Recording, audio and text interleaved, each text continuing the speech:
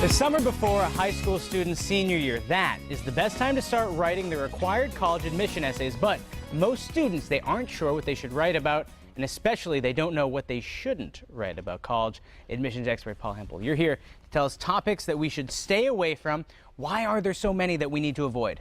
Well, the topics we need to stay away from are topics like death, disease, disorder, cruise and trips, how should I say, what are the other ones? And there's divorce. There's divorce, that's right. They don't want to read about that. They don't want to read about sports injuries.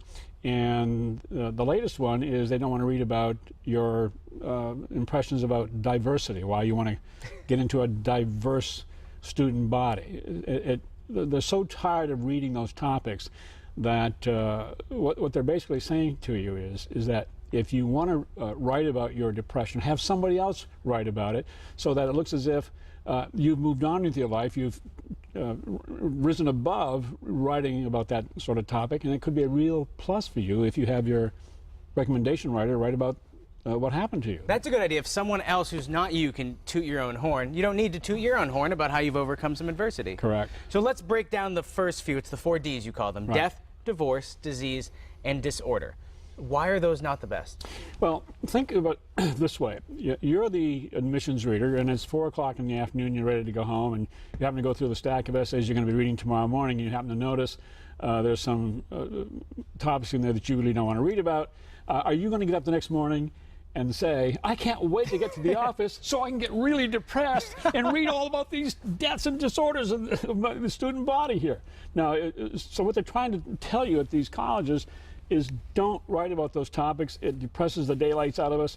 And in fact, the opposite of that is that the College of William & Mary in Virginia has a very interesting way of approaching this. They use 2 words as their requirement, and the 2 words are impress us. And that's their counter to the 8 topics. Now here's another one. You say a lot of people, they write about, oh, I went on a missionary trip to Guatemala, or oh, I helped at an orphanage in Mexico. What makes those? Because you think, thinking about it, oh, that's great. You did a good job. Why is that bad?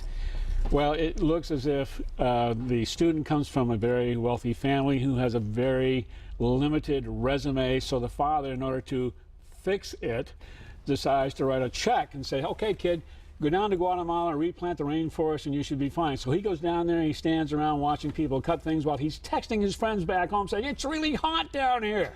So we don't want those kind of things. Exactly. And then I guess in a similar vein, if you and your family went on a really swell trip to Italy, that's kind of showing off too. It is. And again, they're so tired of reading about these topics. It's so predictable that they would just as soon say, look, accept our cynicism about these college topics and write about something that is going to answer one simple question: who are you?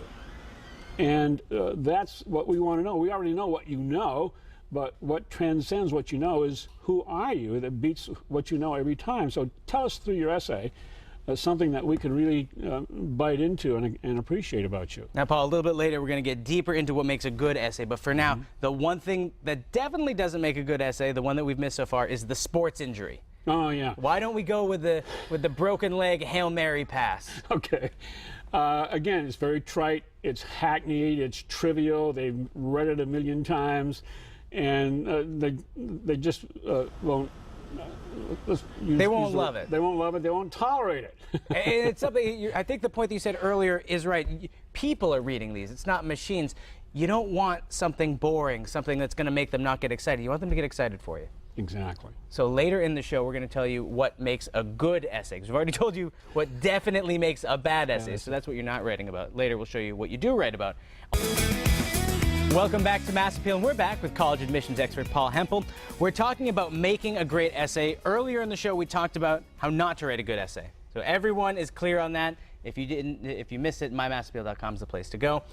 But let's talk about parental involvement. How involved should parents be in the essay writing? Well, they have to be very careful because the colleges are wise to that. If they see words that a 17-year-old typically doesn't use, they're going to catch it. Give me an example. I had a client a couple of years ago, graduate of the Harvard Business School, really concerned about getting his student into college. So what he does, he writes the essay. Well, he doesn't think that I could catch what he did.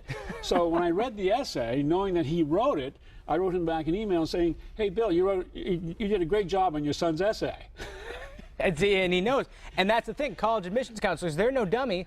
They're going to know because they go through hundreds and hundreds of these. So you need to be very careful about helping. Maybe just help in the latter stages. Help give suggestions, all that good stuff. Going forward, let's talk drafts. How many drafts should the kids write up? What should their creative process be going into the essay? Well, I think that it really depends upon the student. The student could write a great essay right from the get-go. I always say to a student that you are the world's leading expert on what you have experienced and what you are feeling about an experience that you had. Nobody can write about that better than you can. So the essay might prove to be the easiest essay you have ever written. So trust your judgment on these things. Keep it simple. Be humble about your approach. And you'd be amazed at what it is that you can do. I just had an essay from a student a few days ago who was talking about an experience that she had. She was forced into a situation that made her very uncomfortable. She was outside of her comfort zone. Somebody told her that she had to dance in front of these students. She didn't want to do that, but she ended up doing it, and she felt very, very good about the whole experience. So she wrote an essay about it, saying, in effect, how positive one can feel when you step outside of your comfort zone. It was a great essay. And it's not boasting, it's just talking about a life experience that helped this person grow. That is correct. You were telling me during the commercial you talked to a college admission counselor once, and the best essay topic he ever did, you said, surprised you. Yeah, when I asked him, he started laughing. I said, "Wow, that must have been a good essay." He said, "Yeah, it was." I said, "What was the topic?" He said, "The kid wrote about his haircut." So it doesn't have to be life-changing. It doesn't have to be like those 4 Ds you discussed earlier. I think it was divorce and death and disease, all that bad stuff. It can be something happy, something that makes someone smile. Well, the colleges really want to know who you are. It's okay to know what you know. They get that through your GPA and your test scores. But the fantasy question that's never answered, and well, it's answered through the essay, at least they hope, is who are you? Because in life, who are you transcends, beats what you know all day long. So if your essay can have that kind of quality to it, you're going to be way ahead of the game, and your chances of getting into college are going to be tremendously advanced. I think that's your most vivid point, because when college admissions counselors, they're looking through things, they don't know you. They don't know what you look like. They don't know how you converse. They see you as a piece of paper with a bunch of numbers on it. And this is the opportunity with the essay to really take it to the next level. Exactly. You nailed it. Paul, it's always a pleasure having you here. Thank you Great very much, tips. Seth. If you missed the 7 deadly things to write about, go to our website, mymassappeal.com, a little bit later today.